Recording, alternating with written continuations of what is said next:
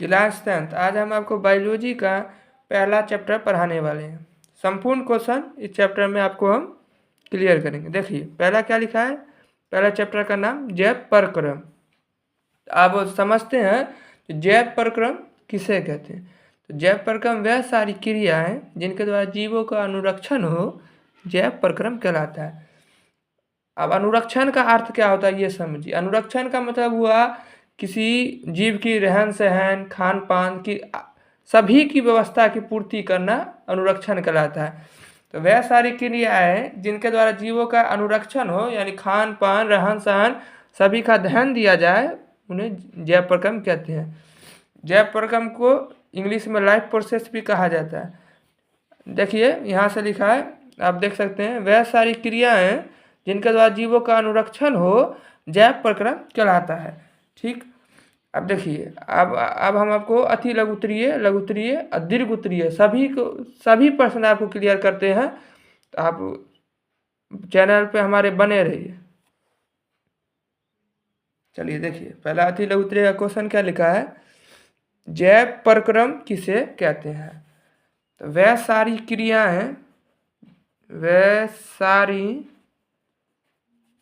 क्रियाएं जिनके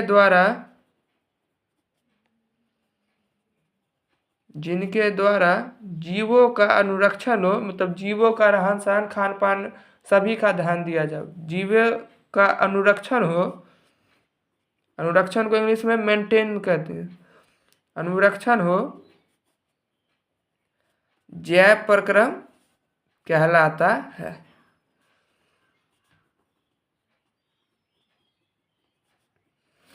अगला क्वेश्चन देखिए, बहुकोशिकीय जीवों में ऑक्सीजन की आवश्यकता विसरण द्वारा क्यों नहीं पूरी होती। क्योंकि बहुकोशिकीय जीव जो होता है उसका सीधे पर्यावरण से संपर्क नहीं होता।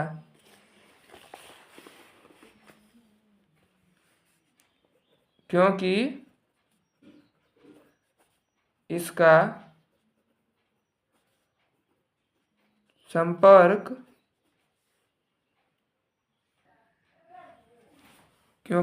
संपर्क सीधे पर्यावरण से नहीं होता है, पर्यावरण से नहीं होता है।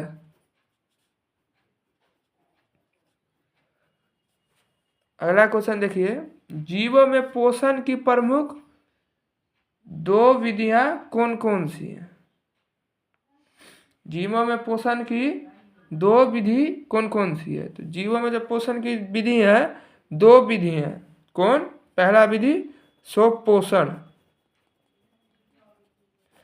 दूसरा विधि परपोषण। स्वपोषण किसे कहते हैं और परपोषण किसे कहते हैं।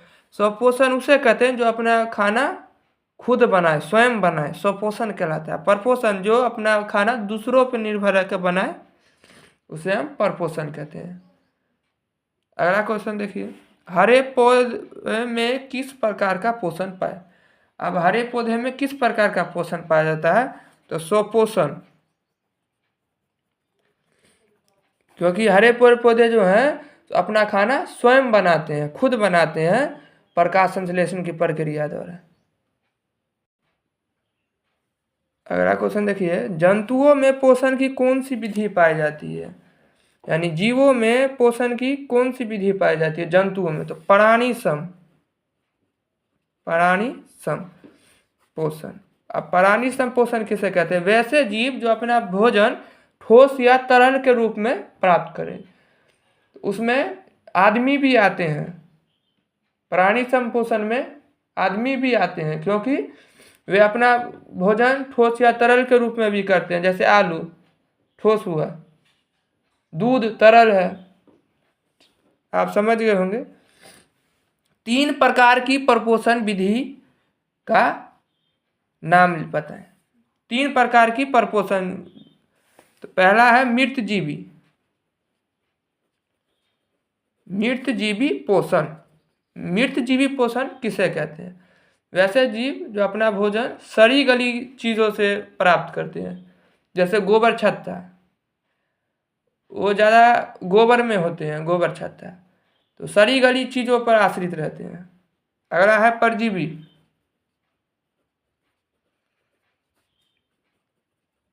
ये अपना भोजन दूसरों से प्राप्त करते हैं।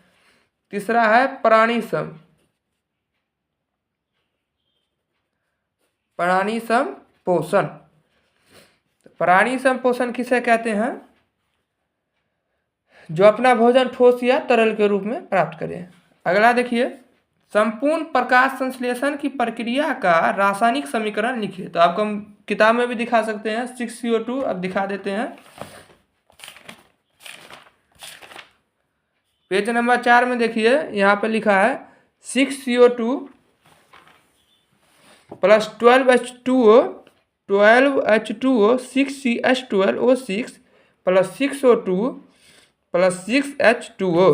इसका कहने का मतलब ये है, देखिए पहले जो है प्रकाश संश्लेषण में कार्बन डाइऑक्साइड लेता है, कार्बन डाइऑक्साइड तथा जल से क्या बनाता है, उसके बाद जो है वो H2O मतलब जल का जो है वाष्प करता है और ऑक्सीजन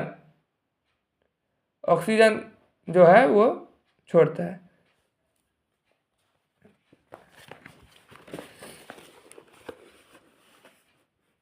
देखिए 6CO2 plus 12H2O 6CH12O6 plus 6O2 plus 6H2O। अगला क्वेश्चन है, प्रकाश संश्लेषण की प्रक्रिया में उपोत्पाद के रूप में क्या बनता है? प्रकाश संश्लेषण की प्रक्रिया में, जब प्रकाश संश्लेषण की प्रक्रिया किस में होती है, तो पौधों में होती है। तो CO2 लेते हैं, उपोत्पाद के रूप में क्या छोड़ते हैं? ऑक्सीजन।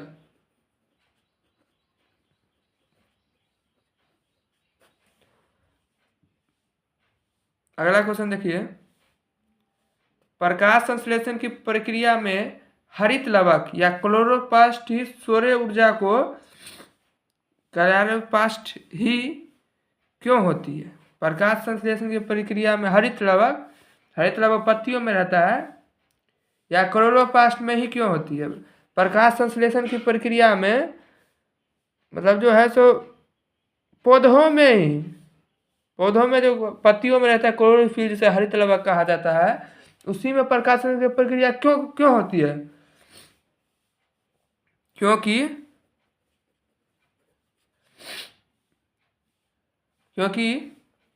ये सौर ऊर्जा आप समझते होंगे, सूर्य का प्रकाश से होने वाली ऊर्जा, सौर ऊर्जा को रासायनिक ऊर्जा में बदल देती है। क्योंकि ये सौर ऊर्जा को रासायनिक ऊर्जा में बदल देती है। अगला क्वेश्चन है, प्रकाश संश्लेषण प्रक्रिया के लिए किन किन पदार्थों की आवश्यकता होती है?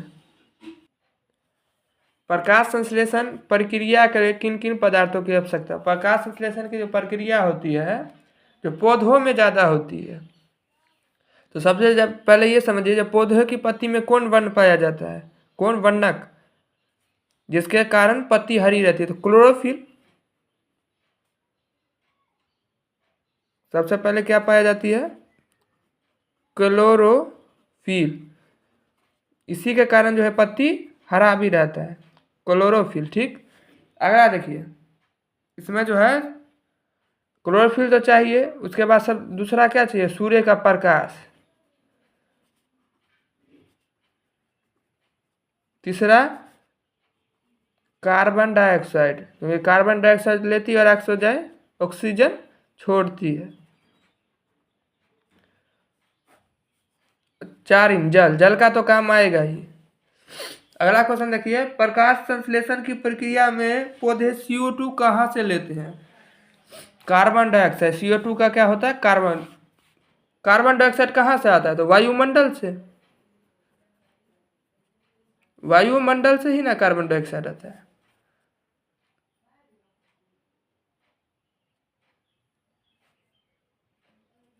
अगला क्वेश्चन देखिए, कवक एवं जीवाणुओं में प्रकाश संश्लेषण की प्रक्रिया क्यों नहीं पूरी होती है? क्योंकि प्रकाश संश्लेषण की प्रक्रिया को पूरी होने के लिए क्लोरोफिल की आवश्यकता होती है, जो कवक जीवाणु में नहीं होती है, क्योंकि इसमें क्लोरोफिल नहीं होते हैं, ये पत्तियों में होते हैं, क्लोरोफिल नहीं होते हैं।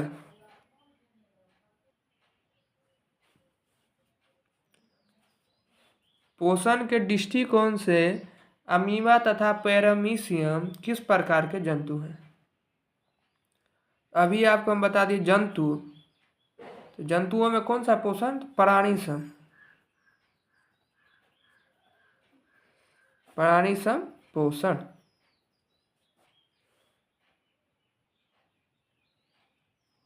मनुष्य का आहार नाल कौन कौन से मुख्य भागों में बटा रहता है?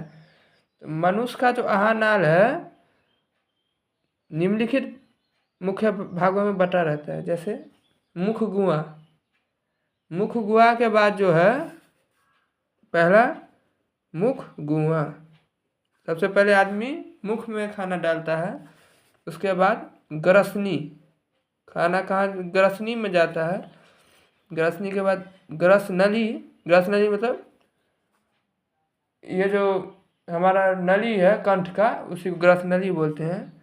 उसके बाद देखिए कहाँ जाता है, उसके बाद वो खाना अमाशय में जाता है, अमाशय में यानी हमारा पेट, अमाशय में जाता है। उसके बाद वो खाना जो है सो उसके बाद वो खाना छोटी आंत में जाता है, छोटी आंत के बाद वो खाना बड़ी आंत में जाता है।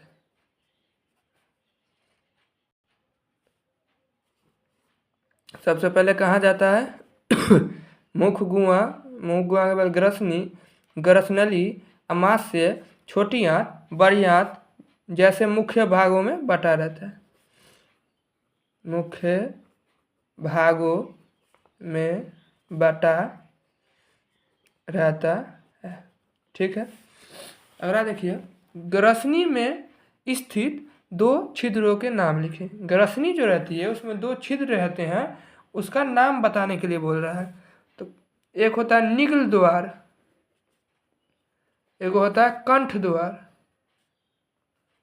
निग्ल द्वार और कंठ द्वार। इसको इंग्लिश में गुलेट कहते हैं, गुलेट, और इसको ग्लोटिस कहते हैं, ग्लोटिस। मनुष्य में पाचन आहार नाल के किस भाग से शुरू होता है? ये भी आप समझ लीजिए। देखिए, मनुष्य में जो पाचन होता है वो मुख से यानी मुख गुहा से शुरू होता है और समाप्त कहाँ पे होता है? छोटी आंत में जाकर। मनुष्य में पाचन आहार नाल के किस भाग से शुरू होता है? मुख गुहा से स्टार्ट होता है। मनुष्य के आहार नाल में किस भाग में पचे हुए भोजन का अवशोषण होता है? मनुष्य के बोल रहा है जो मनुष्य के आहार नाल के किस भाग में पचे हुए भोजन का अवशोषण होता है? अब अभी हम क्या बोले आपको, जो मुख गुहा से शुरू होता है और छोटी आंत में जाके खत्म होता है। तो कहाँ इसका अवशोषण होता है पचे हुए भोजन का? तो छोटी आंत में, छोटी आंत में मनुष्य के पचे हुए भोजन का अवशोषण होता है। अगला देखिए, क्लोरोफिल वर्णक कहाँ पाया जाता है? क्लोरोफिल किस में होती है? पेड़ पौधे में। क्लोरोफिल जो है तो हरी पत्तियों में पाया जाता है, हरी पत्तियों में।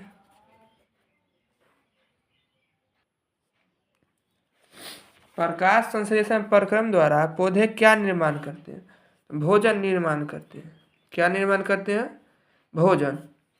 मृत जीवी को क्या कहा जाता है? मृत जीवी को का दूसरा नाम क्या है? तो मृत जीवी किसे कहते हैं? जो सड़ी गली चीज़ों पर आश्रित रहते हैं, सड़ी गली चीज़ों पर। तो मृत जीवी का दूसरा नाम किताब में भी है, पेज नंबर 3 में है, आप देख सकते हैं यहाँ पर है सेफ्रोफाइटस। सेफ्रोफाइटस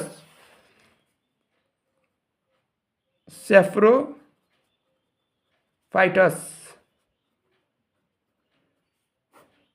अगला देखिए क्वेश्चन, जिस जीव के शरीर से परजीवी अपना भोजन प्राप्त करते हैं वे क्या कहलाते हैं? जिस जीव के शरीर से परजीवी अपना भोजन प्राप्त करते हैं वे क्या कहलाते हैं? हम किताब में भी आपको दिखा देते हैं। देखिए यहाँ पर, देखिए नीचे में, देखिए इस प्रकार भोजन करने वाले परजीवी कहलाते हैं। जिस जीव के शरीर से परजीवी अपना भोजन करते हैं पोषी कहलाते हैं। क्या कहलाते हैं? पोषी। गोबर छत्ता में किस प्रकार, गोबर छत्ता यानी सड़ी गली चीज़ों पर आश्रित रहती है। गोबर छत्ता कहाँ होता है? सड़ी गली चीज़ों पर गोबर छत्ता होता है। तो सड़ी गली चीज़ों पर आश्रित रहे उसे हम क्या कहते हैं? मृत जीवी पोषण। पत्तियों का कौन सा अंग CO2 युक्त वायु का प्रवेश, पत्ती जो है का कौन सा अंग जो है से कार्बन डाइऑक्साइड लेता है?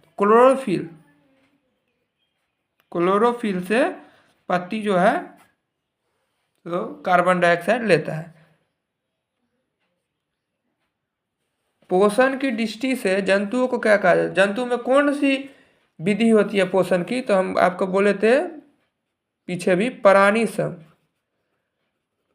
सम पोषण। अमीबा में भोजन का पाचन कहाँ होता है? अमीबा में जो है, अमीबा में जब भोजन का पाचन होता है तो कोशिका मुख में होता है। कोशिका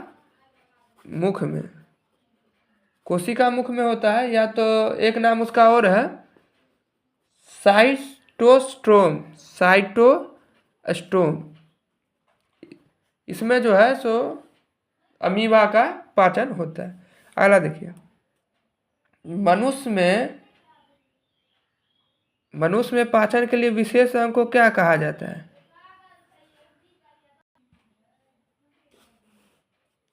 मनुष्य में पाचन के लिए विशेष अंग को क्या कहा जाता है? तो आहार नाल कहा जाता है।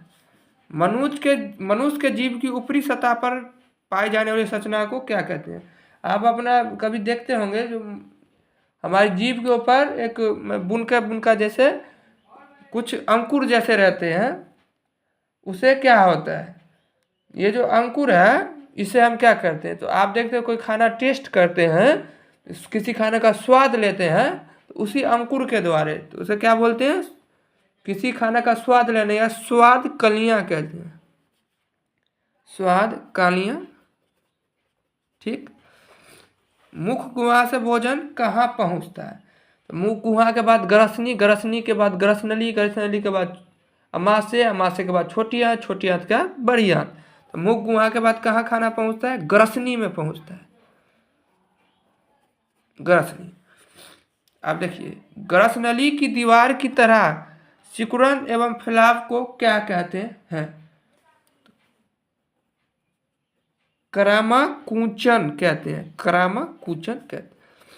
आप एक चीज़ देखिए, आप मान के चलिए कोई खाना खाए, अब खाना खाते ही जैसे आप किसी पाइप में पानी दीजिए, जैसे हमारा गला भी उसी तरह है, तो वो सीधा जाएगा तो आवाज़ करेगा, इसलिए इसमें करामाकुंचन दिया जाता है, जो वो कभी सिकुड़ता है तो खाना उसमें जस्ट धीरे धीरे हमारा खाना जो है अंदर जाता है, हमारे अमाशय में जाता है, इसलिए उसको क्या करता है? सिकुड़ता है, खाना गया फिर सिकुड़ गया, फिर छोड़ा, फिर सिकुड़ गया, फिर छोड़ा, इसी को क्या बोलते हैं? करामाकुंचन कहते हैं। हम सोच रहे हैं आपको हमारा वीडियो थोड़ा इंटरेस्टिंग लग रहा है। भोजन में मौजूद प्रोटीन को पेप्टोन में कौन सा एंजाइम परिवर्तित करता है? प्रोटीन को जो है तो कौन सा एंजाइम परिवर्तित कर देता है? पेप्टोन में बदल देता है, प्रोटीन को पेप्टोन में बदल देता है, पेप्टोन में बदल देता है। ठीक है। आहारनाल के सबसे लंबे भाग को क्या कहते हैं? तो आहारनाल के सबसे जो लंबा भाग है वो छोटी आंत है, छोटी आंत। आहारनाल के सबसे लंबा भाग को लंबा भाग क्या है? छोटी आंत। अनार का सबसे लंबा भाग क्या है? छोटी आंत। शरीर के सबसे बड़ी ग्रंथि क्या है? सबसे बड़ी ग्रंथि क्या है? यकृत, यकृत, लीवर। हाँ, लीवर को यकृत कहा जाता है। इसका भार, शरीर के सबसे बड़ी ग्रंथि क्या है? यकृत, समझे? इसका भार जो है कितना है? इसका भार 1.5 kg यानी 1.5 kg के लगभग है। ठीक है।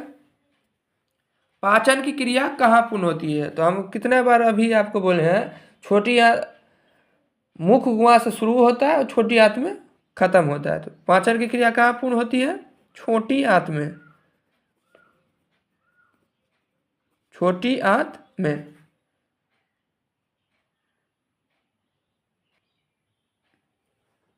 छोटी आंत तथा बड़ी आंत के जोड़ पर अवस्थित नली को क्या कहते हैं? छोटी आंत बड़ी आंत के में एक नली होती है, उस नली को क्या कहते हैं? तो एक किताब में भी है, हम भी बता दें, सिक्कम कहा जाता है। देखिए किताब में कहा है, छोटी आंत तथा बड़ी आंत के, छोटी आंत तथा बड़ी आंत में एक छोटी नली होती है जो सिक्कम कहलाता है। क्या कहलाता है? सिक्कम। समझ गए आप? अपचा भोजन अस्थायी तौर पर कहाँ संचित रहता है? अपचा भोजन जो है अस्थायी रूप में कहाँ संचित रहता है? तो रेक्टम में, रेक्टम में। अब हम आपको ले चलते हैं लघु उत्तरीय प्रश्न पर। आशा करते हैं आप सब समझ रहे हैं। जीवों के लिए पोषण क्यों अनिवार्य है? जीवों के लिए जो है पोषण क्यों अनिवार्य है?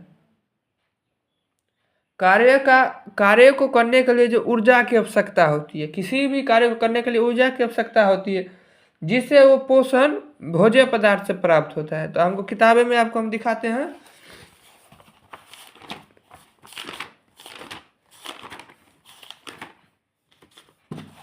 आप पेज नंबर पहला निकालिए और देखिए, जहाँ पर जैव प्रक्रम कहलाता है खत्म हुआ, वहाँ से देखिए, जैविक प्रक्रियाओं के संचालन, वृद्धि, टूट फूट को रोकने आदि कार्य के लिए जीवों को ऊर्जा की आवश्यकता होती है। ये ऊर्जा कहाँ से मिलती है? ये ऊर्जा प्राप्त करने के लिए खाद्य पदार्थ, जो हम खाना खाते हैं, की जरूरत होती है।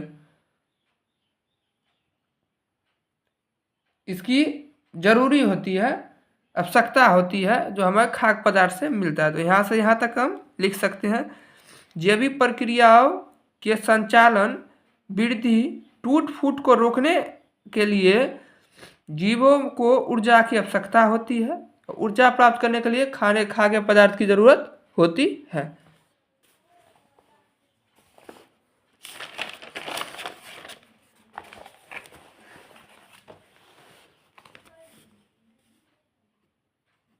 जैविक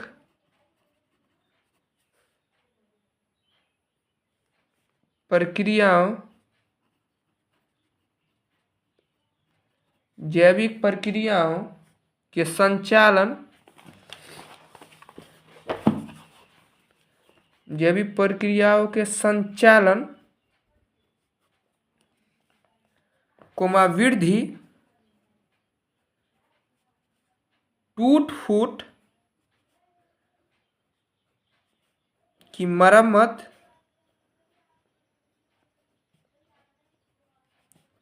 आदि कार्यों के लिए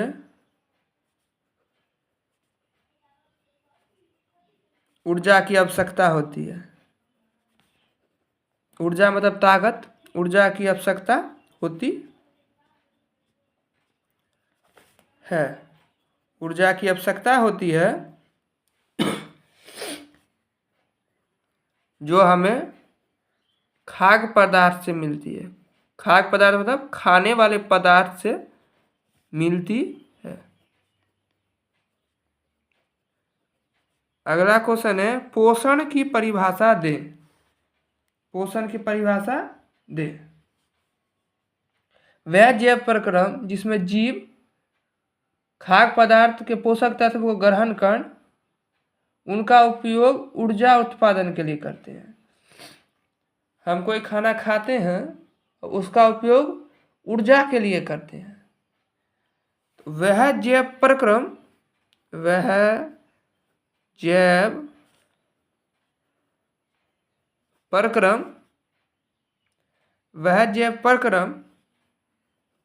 जिसमें जीव भोज्य पदार्थ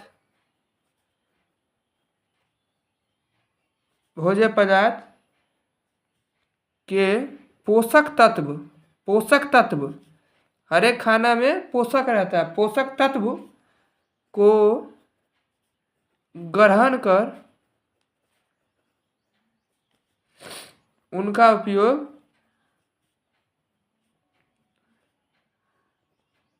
ऊर्जा उत्पादन के लिए करते हैं। ऊर्जा उत्पादन के लिए करते हैं।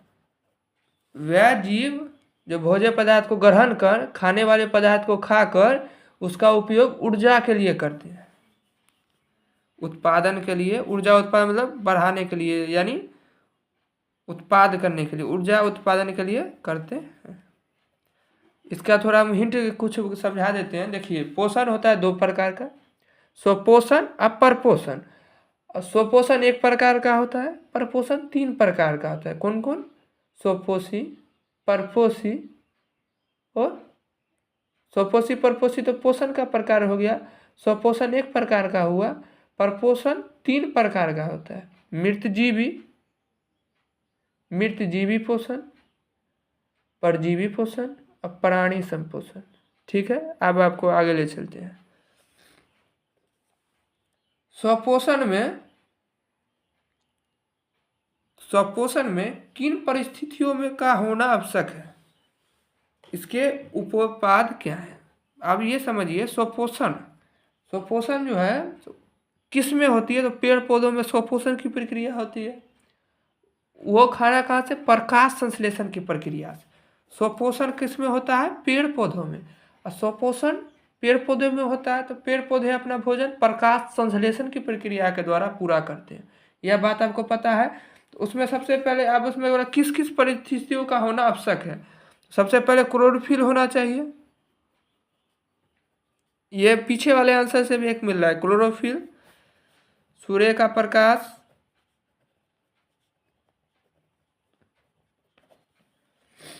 वायुमंडल में कार्बन डाइऑक्साइड,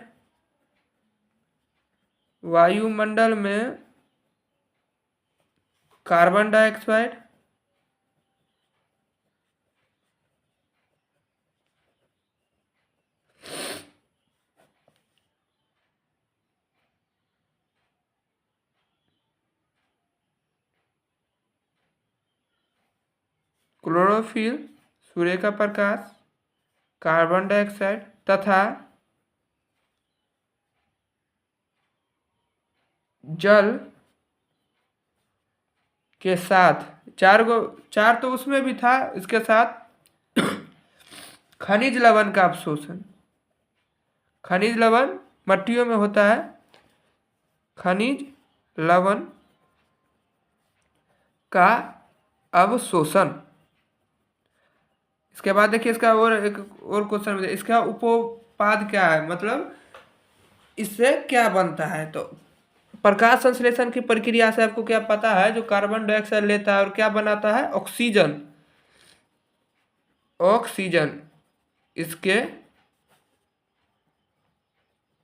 इसके उपोत्पाद है। अगला क्वेश्चन देखिए क्या लिखा है, परपोषण से आप क्या समझते हैं?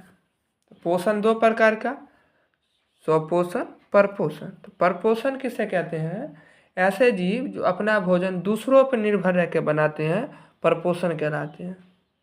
और स्वपोषण किसे कहते हैं? जो अपना भोजन स्वयं बनाते हैं, स्वपोषण कहलाते हैं। ऐसे जीव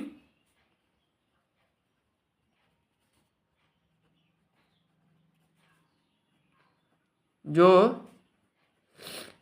अपना भोजन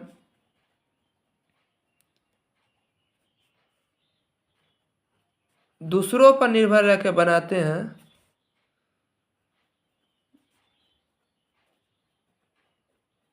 दूसरों पर निर्भर रहकर बनाते हैं, परपोषण कहलाते हैं।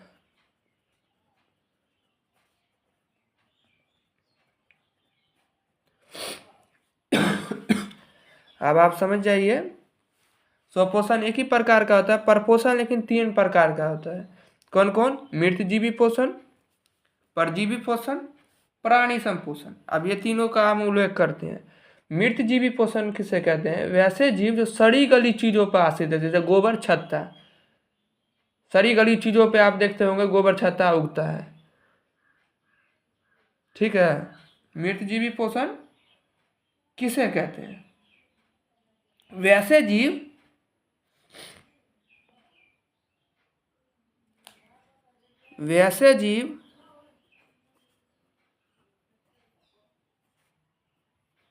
जो अपना भोजन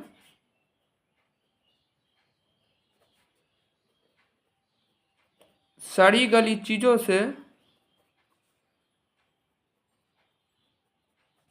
प्राप्त करते हैं,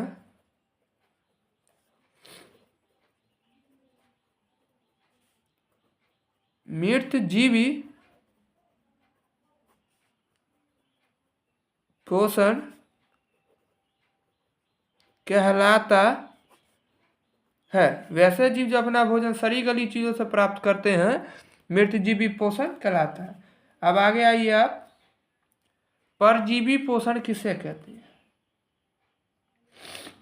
वैसे जीव दूसरे प्राणी के संपर्क में अस्थायी अस्थायी रूप से भोजन अपना प्राप्त करते हैं, परजीवी पोषण कहलाते हैं। वह जीव जो दूसरे जीव के संपर्क में अस्थायी या अस्थायी रूप से, वैसे जीव जो दूसरे जीव के संपर्क में अस्थायी या अस्थायी रूप से प्राप्त करते हैं, अस्थायी या अस्थायी, अस्थायी या अस्थायी रूप से अपना भोजन प्राप्त करते हैं, अपना भोजन प्राप्त करते हैं, परजीवी पोषण कहलाता है। परजीवी पोषण कहलाता है।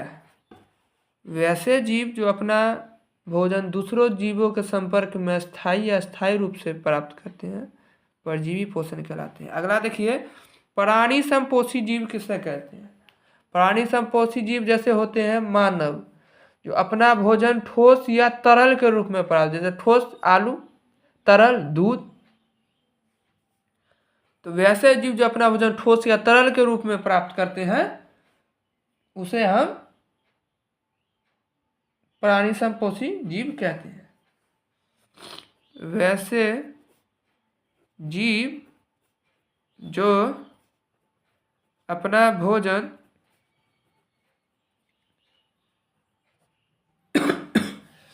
वैसे जीव जो अपना भोजन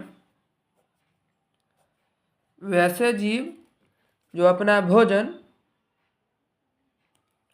ठोस या तरल के रूप में, ठोस या तरल के रूप में, वैसे जीव जो अपना भोजन ठोस या तरल के रूप में प्राप्त करते हैं, प्राणी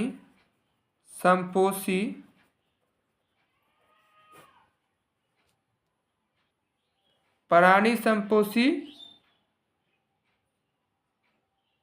जीव कहलाते हैं। अगला क्वेश्चन है, प्रकाश संश्लेषण से आप क्या समझते हैं? तो आपको हम बताते हैं। प्रकाश संश्लेषण पौधों में होती है। पेड़ की हरे पेड़ पौधे जब सूर्य के प्रकाश की उपस्थिति में क्लोरोफिल से कार्बन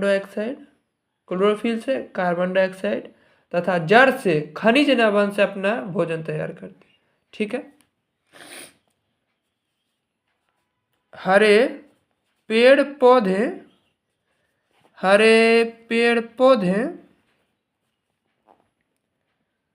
सूर्य की प्रकाश की उपस्थिति में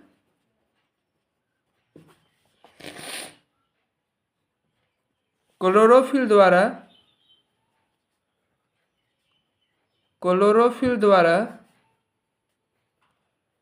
कार्बन डाइऑक्साइड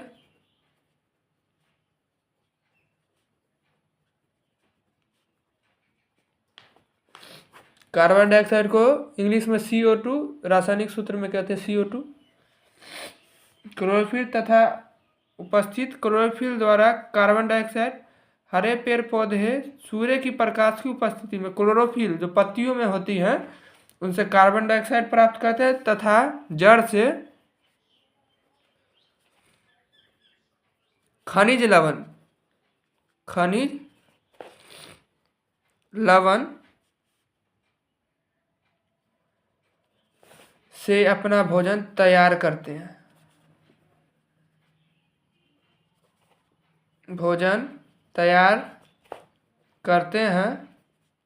प्रकाश संश्लेषण के लिए पेड़ पौधे अपना भोजन प्रकाश संश्लेषण से ही तैयार करते हैं, जिसमें पत्तियों से कार्बन डाइऑक्साइड और जड़ से खनिज लवण से अपना भोजन बनाते हैं।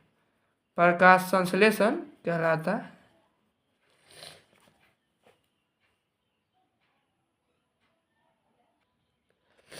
अगला क्वेश्चन है, पत्तियों को प्रकाश संश्लेषी अंग क्यों कहते हैं?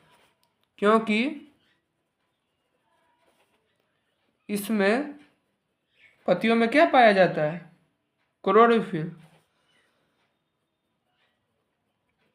जिसके कारण प्रकाश संश्लेषण की प्रक्रिया पूरी होती है। इसलिए क्योंकि इसमें क्लोरोफिल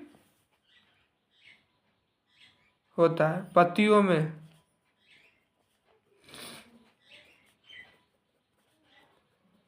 इसलिए पत्तियों को प्रकाश संश्लेषी अंग कहते हैं। इसलिए पत्तियों को प्रकाश संश्लेषी अंग कहते हैं। पत्तियों को प्रकाश संश्लेषी अंग क्यों कहते हैं? क्योंकि इसमें क्लोरोफिल पाया जाता है। भोजन के पाचन से आप क्या समझते हैं?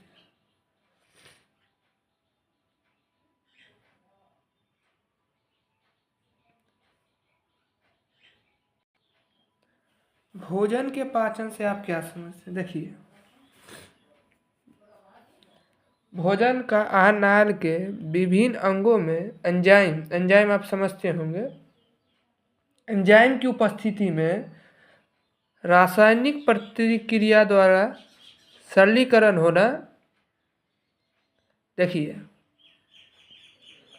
एंजाइम किसे कहते हैं हम समझाते हैं। एंजाइम जो है, एक तो होता है फिजिकल, जैसे हम दांत से कोई चीज़ चबा लिए।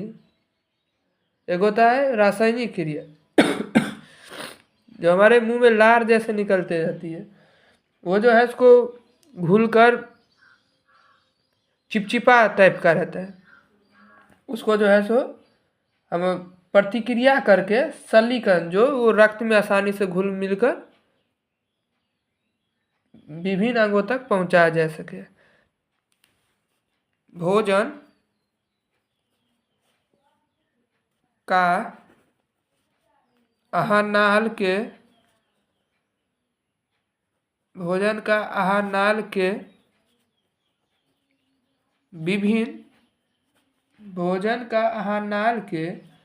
विभिन्न अंगों में एंजाइम, याद रखिएगा, एंजाइम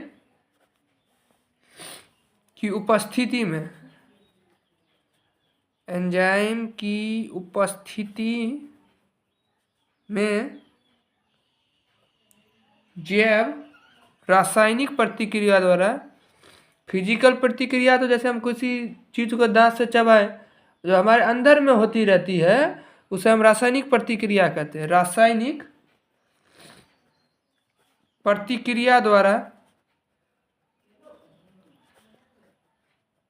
सरलीकरण होना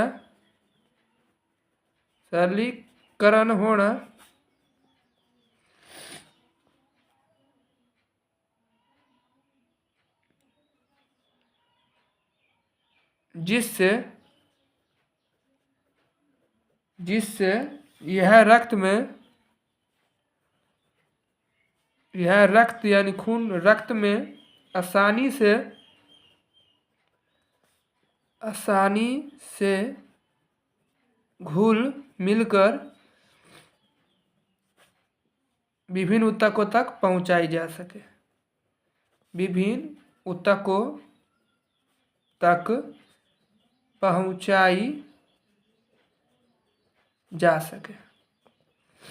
कहने का मतलब ये है, जो भोजन का जो आहार नाल होता है, भोजन सबसे पहले आहार नाल के विभिन्न अंगों में जो एंजाइम की उपस्थिति में रासायनिक प्रतिक्रिया सरलीकरण होता है, ठीक है, जिससे ये रक्त में आसानी से घुल मिलकर ऊतकों द्वारा विभिन्न अंगों, ऊतकों मतलब नस समझिए ना, इसे नसी को समझ कहिए, ब्लड तो नसे से सप्लाई होता है, जो आसानी से रक्त में घुल मिलकर विभिन्न ऊतकों तक पहुंचाए जा सके, विभिन्न अंगों तक पहुंचाए जा सके। हम आशा करते हैं कि आपको हमारा चैनल जरूर पसंद आया होगा। आगे समझाते हैं। मनुष्य के मुख गुहा में कितनी जोड़ी लार ग्रंथियां पाई जाती है? आप जब कोई खाना खाते हैं तो आपके मुंह से लार निकलता है। लार जो है कितने जोड़ी होती हैं, और अगला क्वेश्चन आप देखिए, मनुष्य के मुख गुहा में कितनी जोड़ी लार ग्रंथि? तो आपको हम समझा रहे थे, आदमी का मुख, जब कोई आदमी खाना खाता है उसमें लार निकलता है, और लार कितना होता है? 3 प्रकार का। नाम समझा देते हैं, दिखा देते हैं किताब में भी। पैरोटिड ग्रंथि, ये सबसे बड़ी ग्रंथि होती है, सबमेलुलर ग्रंथि और सबम्यूलर ग्रंथि। तो पैरोटिड ग्रंथि जो है सबसे बड़ी ग्रंथि होती है। आप देख सकते हैं, पेज नंबर निकालिए 8, यहाँ पे आप जो है तो डायग्राम के बगल में यहाँ से देखिए, मनुष्य के मुख गुहा में 3 जोड़ी लार ग्रंथियाँ पाई जाती हैं। पैरोटिड ग्रंथि, सबमेंडिबुलर ग्रंथि, सबलिंगुअल ग्रंथि। नोट कर लीजिए, मनुष्य के अनाल में 3 जोड़ी लार ग्रंथियाँ पाई जाती हैं। तो सबसे बड़ी ग्रंथि जो होती है पैरोटिड ग्रंथि होती है, पैरोटिड ग्रंथि। दूसरा देखिए, आपके पास भी किताब होगा, आप देख सकते हैं, सबमेंडिबुलर ग्रंथि।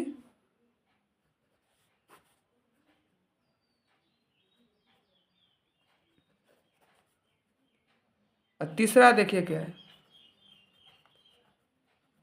सबलिंगुअल लार ग्रंथि। आप देख चुके हैं, आशा करते हैं आप समझ गए होंगे। अब आगे चलते हैं। मनुष्य में आमाशय कितने भागों में बटा होता है? इनके नाम भी लिखें। जैसे आप समझे होंगे, मनुष्य में आमाशय, तो आमाशय जो है, आप ग्रसनली के बाद आमाशय में पाचन की क्रिया होती है, ये कितने भागों में बटा रहता है? तो आपको हम बता दें, 3 भागों में बटा रहता है। किताब में भी है, आपको दिखा देते हैं। देखिए, आप नीचे लाइन में देखिए, आमाशय दिया है, यह एक चौड़ी थैली जैसी रचना है जो उदर गुहा के बाईं ओर से शुरू होती है। देखिए, आमाशय का अग्रभाग कार्डिक तथा पिछला भाग जो है, पिछला भाग पाइलोरिक भाग है।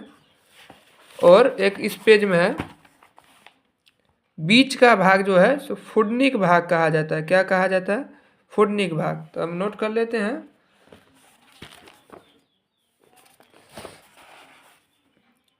सबसे पहले अग्रभाग। अग्रभाग क्या होता है? कार्टिक। दूसरा पिछला भाग। पिछला भाग क्या होता है? पिछला भाग होता है पाइलोरिक। पाइलोरिक। और तीसरा बीच का भाग जो होता है फुडनिक भाग। बीच का भाग फुडनिक भाग। अगला क्वेश्चन आप देखिए, मनुष्य में छोटी आंत की लंबाई कितनी होती है तथा छोटी आंत के 3 भागों के नाम लिखें। मनुष्य के छोटी आंत की लंबाई कितनी होती है, छोटी आंत के 3 भागों के नाम भी लिखें। आपको ये बता दें, मनुष्य के जो पाचन क्रिया में आहार नाल का जो सबसे पहले मनुष्य की जो पाचन क्रिया पूर्ण होती है छोटी आंत में, और ये आहार नाल का सबसे लंबा भाग है। छोटी आंत आहार नाल का सबसे लंबा भाग है। इसकी लंबाई कितनी होती है तो आपको हम किताब में भी समझा देते हैं। मनुष्य में छोटी आंत की लंबाई कितनी होती है? तो देखिए यहाँ पे लिखा है, मनुष्य में इसकी लंबाई 6 मीटर होती है। ये आहार नाल का सबसे लंबा भाग है। और ये कितने भागों में बटा होता है? तो यहाँ पे आप देखिए, छोटी आंत 3 भागों में बटा था, गरहानी, जेजुनम, इलियम। ठीक है। मनुष्य में छोटी आंत की लंबाई कितनी होती है? छोटी आंत की लंबाई, छोटी आंत की लंबाई 6 मीटर होती है। 6 मीटर। और छोटी आंत के 3 भागों के नाम लिखें। छोटी आंत के 3 भाग हैं, कौन कौन? गरहानी, जेजुनम, तीसरा है इलियम। गरहानी, जेजुनम, इलियम, ये छोटी आंत के 3 भाग हैं, गरहानी, जेजुनम, इलियम। और इसका जो है आहार नाल का सबसे लंबा भाग है, इसकी लंबाई 6 मीटर होती है। और पाचन की क्रिया भी छोटी आंत में पूर्ण होती है, खत्म होती है। ठीक है। मुख गुहा से शुरू होती है, छोटी आंत में खत्म होती है। अब हम आपको दीर्घ उत्तरीय पहले चलते हैं। दीर्घ उत्तरीय जो है आपको हम अगले वीडियो में बताएंगे, क्योंकि इसमें थोड़ा डायग्राम भी है और थोड़ा वर्णन ज़्यादा है। तो आप हमारा चैनल जरूर लाइक और सब्सक्राइब करें। इंटरेस्टेड हो तो लाइक करना ना भूलें। और दीर्घ उत्तरीय भी है, हम आपको नेक्स्ट वीडियो में अवेलेबल कर देंगे। हमें अपना सेवा के लिए जरूर लाइक और सब्सक्राइब।